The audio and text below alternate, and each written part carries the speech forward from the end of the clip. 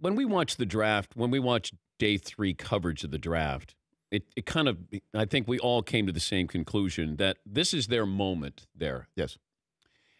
I didn't like the corny stuff that went along with it. Drew Pearson was great, but when an orangutan is going to announce the draft pick, I understand it's entertainment. The commissioner seems to be embracing this a little bit more, but this is the only time you get announced there. Let me walk you through the process here. First of all, you're right.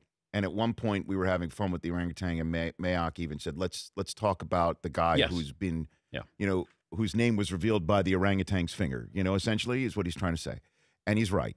And that said, the way this is going is, look, it is a show.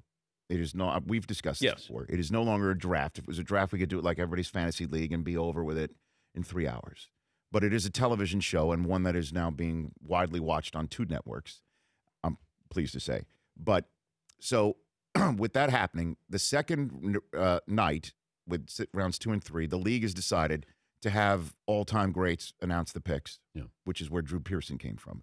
And then the third round is to use that spotlight on the Walter Payton Man of the Year award. It's past honorees, current honorees, and winners who are making the announcements for their respective teams. Now day 3 comes. And this started about 2 years ago when, our producers of our draft come up to us and say, look, today we're going to go to various locations because the league wanted to take it out of the city in which it is being held and give the real estate to the teams, for the teams to give their local flavor. So that's where now it's not the league saying you must do this, Colts, from the Indianapolis Zoo and get the biggest orangutan possible, and then they point to the screen.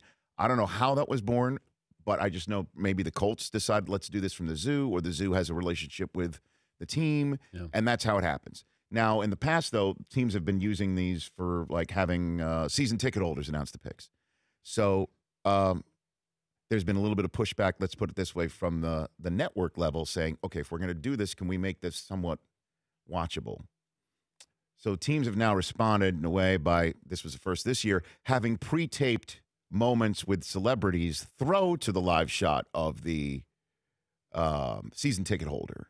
So now these things we're becoming like Fellini films. There's production value. It's now taking 45 seconds and a minute. And it's not like the league saying this must be done, but the 4th round is where we're showing all these things. And there were some that were actually, to be honest with you, that was good television, if that's the metric, which obviously from my seat it is. Outer space. There was also a moving moment where an officer in Arizona who's a big fan of the Cardinals died in the line of duty, and 2 hours before he was shot, tweeted out about how I'm looking forward to David Johnson's season. So David Johnson made the pick with the officer's wife and child in front of the Grand Canyon. I mean, so yes, but that's where does it come? Where's the line here? Are we doing this to announce the picks and the news? I'm okay with that. Right. I just, outer space, okay. The orangutan pushed me over the edge. Right. Because it pushed Mayock over the edge. Well, we were also trying to have a conversation about the Jets quarterback situation, actually, because I wanted to get into it because we were now in the 4th round.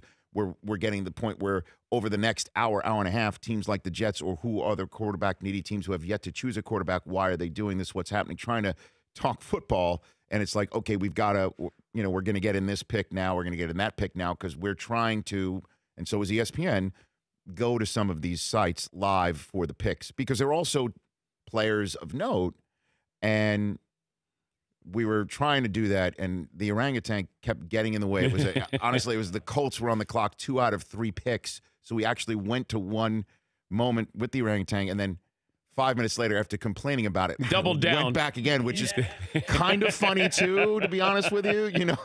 The callback method of comedy was there. I think you should put the orangutan in at some point next year.